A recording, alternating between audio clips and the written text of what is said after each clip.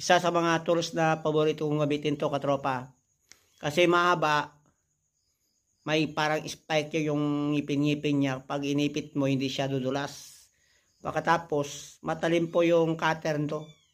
Pag yung mga alambre, mga electrical wire, mabilis lang maputol. At saka isa pa, itong handle niya balot sa makapal na rubber. Kaya napakahusay pong itong tools nito, long nose plier. Kung gusto mo magkaroon ng ganitong uri ng long nose, ay mura lang, madali lang, katropa. Nandyan sa aking yellow basket.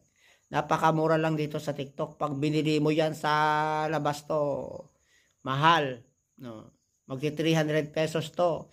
Pero ito, napakamura dito sa TikTok.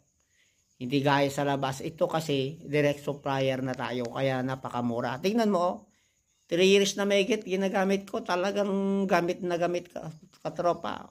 Ayan na. Check out ka na, katropa.